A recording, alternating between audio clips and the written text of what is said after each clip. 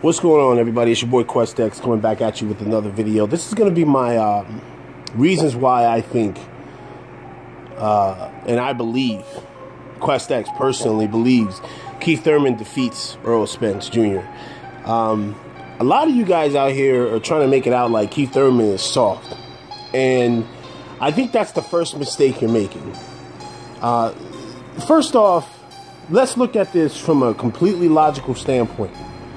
Keith Thurman fought Shawn Porter, who, if y'all haven't noticed, a lot of other welterweights in the welterweight division can't handle him, can't keep him under control.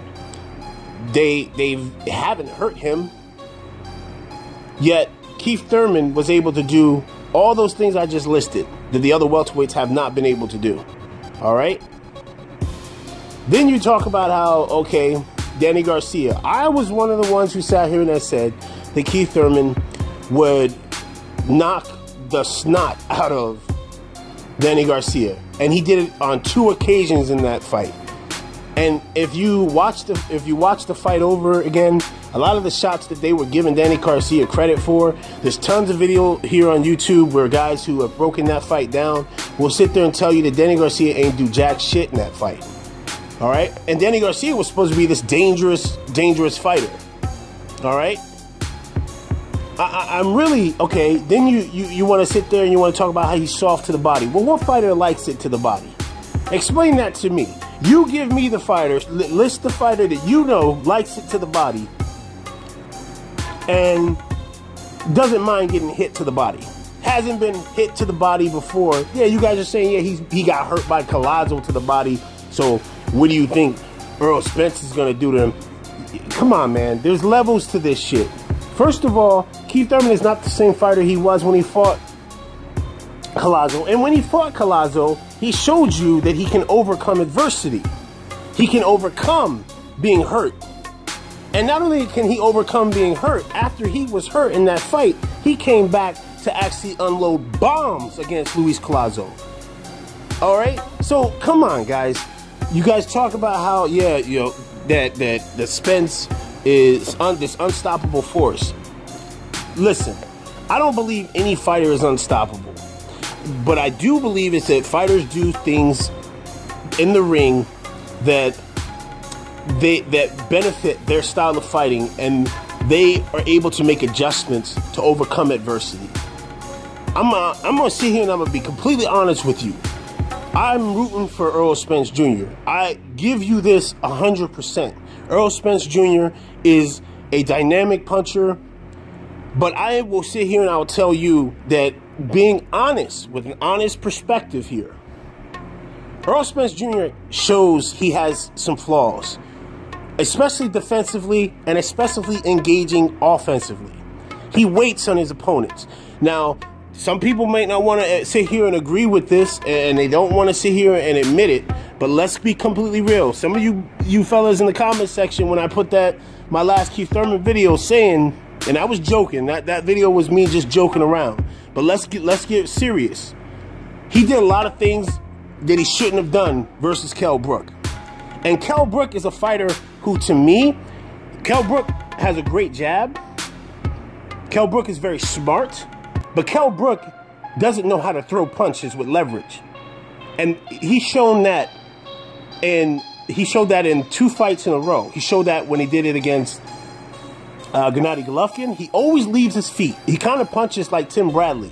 Tim Bradley doesn't know how to punch. That's why Tim Bradley was doing the dumb shit he was doing against Provodnikov and Pacquiao in the second fight. I don't want to get too much into that. But there are things that Keith Thurman can do, knowing, and y'all act like this dude got pillows on his hands, bruh. This man literally hurts every opponent he fights when he fights him in the ring. He either stuns them, or he makes sure that they get chin-checked enough they have to be defensively responsible. You're acting as if that it's going to be this, that Spence is going to walk in there and Keith Thurman is just going to lay down.